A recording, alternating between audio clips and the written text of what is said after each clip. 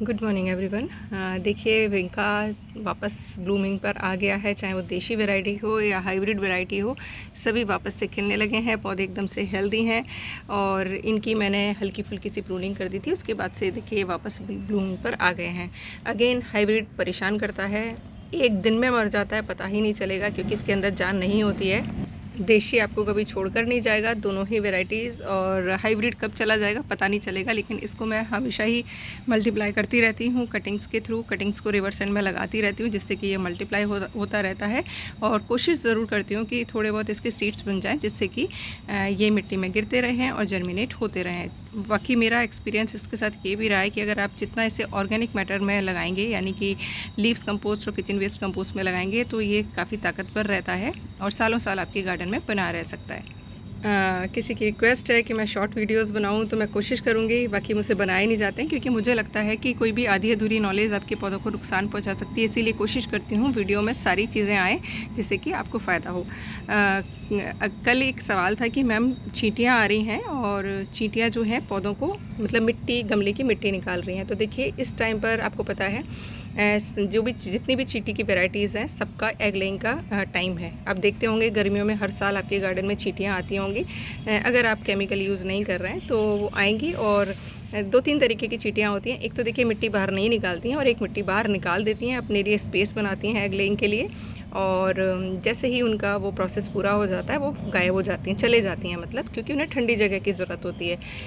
मेरे यहाँ भी ये काम होगा लेकिन कुछ पॉट्स में, और या फिर होगा कंपोस्ट बिन में, क्योंकि कंपोस्ट बिन मेरा ठंडा रहता है। जब मैं एक बार फिल कर देती हूँ उसके बाद एग लेइंग का काम मस्ती से करती हैं उसमें।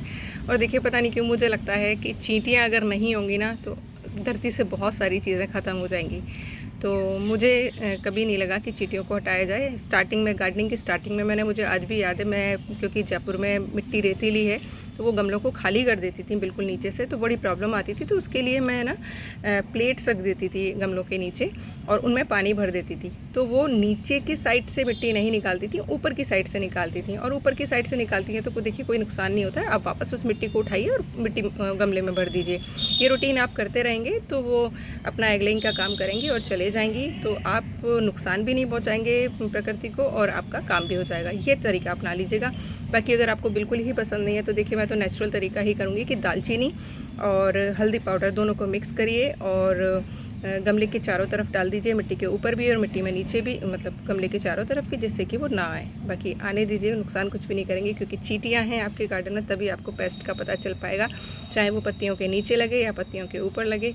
पेस्ट को पहचानने का एक बहुत ही शानदार तरीका होता है चींटियाँ। अब आपके नेक्स्ट क्वेश्चन का रिप्लाई कर देती हूँ। देखिए अगेन लंबा होगा video, but I am sorry, मुझे थोड़ा टाइम की कमी रहती है इसीलिए मैं कोशिश करती हूँ एक ही वीडियो में सारी चीज़ें बताऊँ।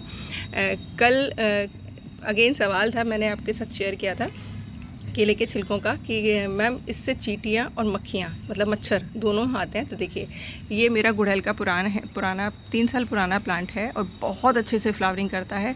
अभी आपको थोड़े दिनों में दिखाऊंगी। इसके हर एक नोड एरिया पे देखिए बड बनना स्टार्ट हो गई हैं। हार्ड प्रूनिंग की थी, उसके बाद से वापस से सारा भर गया है पत्तियों से।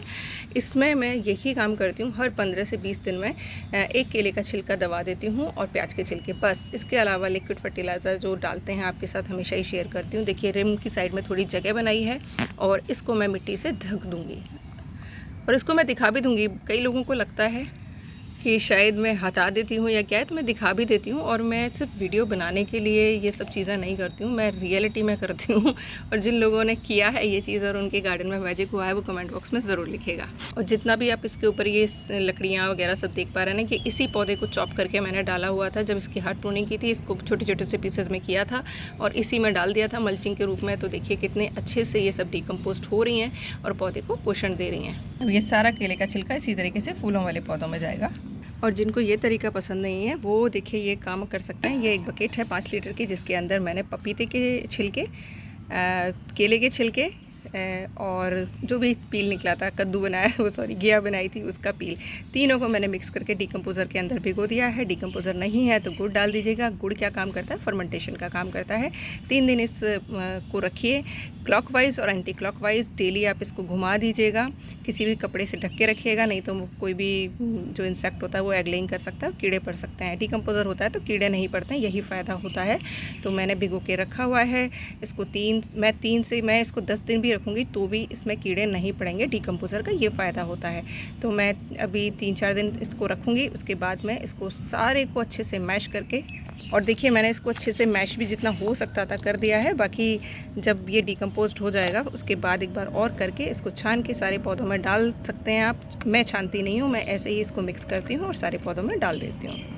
क्योंकि टेरेस पे पौधे रहते हैं तो कोई नुकसान नहीं होता है। और ये देखिए फूलों की संख्या, आज मैं इन फूलों को हार्वेस्ट करने वाली हूँ क्योंकि गुलकंद बनाना है मुझे और चाय के लिए मैं सुखाती हूँ।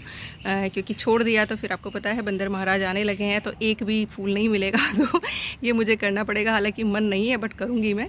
तो ये जो मैंने अभी आपको टिप बताई है ना, ये कमाल करती है। आप गिनते गिनते थक जाएंगे, इतनी कलियाँ आएंगी।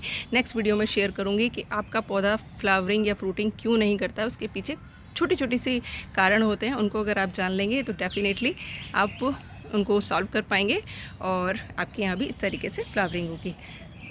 बने रहिएगा चैनल पर। वीडियोस पसंद आते हैं तो प्लीज़ शेयरिंग ज़रूर करा करिए, आपसे रिक्वेस्ट है। शेयरिंग नहीं करेंगे तो वीडियो की बिल्कुल रीच नहीं होती है। और मेरी कमाई की चिंता मत करिए, इतनी कम कमाई होती है ना कि आप जिस दिन मैं शेयर करूँगी ना उस दिन आप हंसेंगे। तो जिन लोगों को ये टेंशन है कि हमारी शेयरिंग से इसकी कमाई हो जाएगी, तो भैया थोड़ा सा तो हेल्प करिए।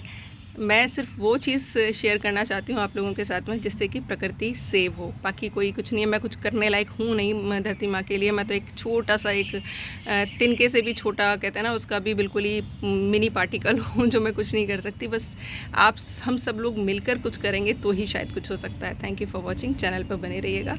अगर वीडियोज़ पसंद आते हैं और सब्सक्राइब नहीं किया है तो कर सकते हैं।